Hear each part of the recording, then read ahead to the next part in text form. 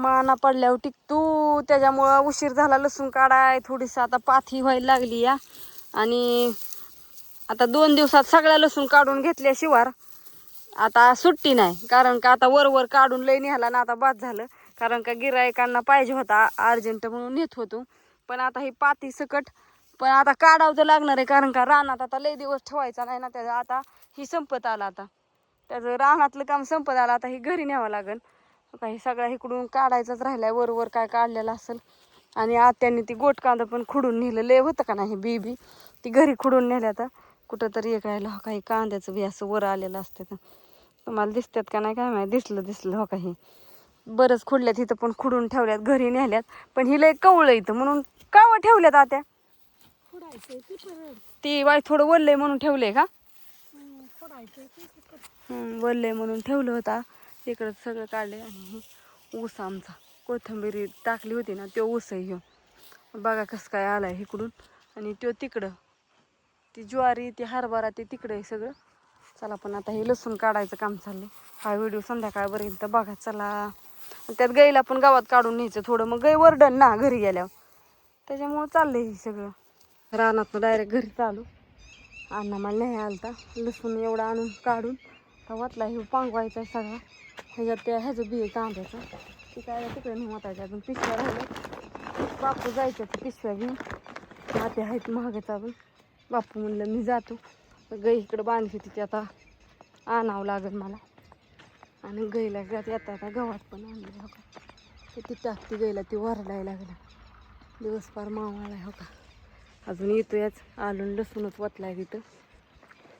चला शुभ संध्याकाळ हो का. संध्याकाळ तर अंधार तर पडला. अंधार पडला तर चहा मांडायचा आहे. छान असं सरपण ठेवले. तर भांडी पडल्यात अजून घासायचे. तर चहा मांडते. लई वाढू झालं चहा नाही रानात ना आल्यापासून. कांद्याचं बी आणून ठेवलं घरात. काय घातलं होतं नाही बी, आता घरात आणून ठेवलं. म्हणलं चला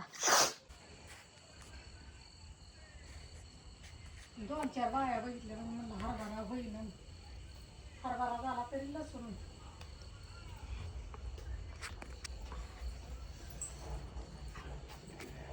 वांग्याची भाजी करायची आमची. वांगे चिरले मस्तपैकी. सगळं सायाच काढलाय.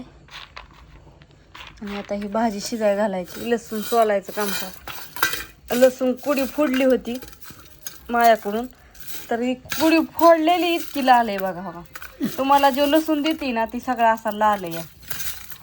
कुडी फोडल्यावर सुद्धा इतकं लाल निघते. लसूण भरतानाही जाताना फुटलेल्या कुड्या. काही कोथिंबीर ही काढलेली हो का. सगळं काकींच्यातनं येता मसाला आणला. मसाला संपला होता, जास्त आणायचा होता. पण काय झालं, काकींचं 2 दिवस झालं यात्रा ही झालती ना, यात्रे होती. त्याच्यामुळं काय झालं, कुठं गेली कढई. कढई कढई कढई शेंगदाणं भाजायला टाकत होती. कढई कुठे गेली. चला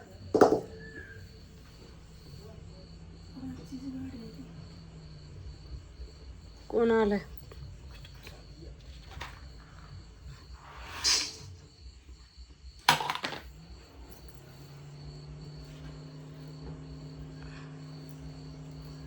हो का. आता हे काय केलं, चूल पेटवली. शेंगदाणे बारीक करून घेतले. आता हे सगळं बारीक करून कुटायचं आणि मग शिजायला घालायचं. मिक्सर केलाय बारीक, म्हणजे बारीकच म्हणते, नीट करून आणलाय. पण आता हे लसूण आणि हे कुटून फोडणीला टाकते आधी मस्तपैकी. तर चूल पण शिजायली. आणि बाहेर मस्तपैकी आमची कुत्री झोपलेली आहेत अशी. अंधार पण पडलेला आहे. कारण का 8 वाजत आल्यात, उशीर झालाय ना, त्याच्यामुळं काय असू द्या. बाय सगळ्यांना. गुड नाईट, शुभरात्री.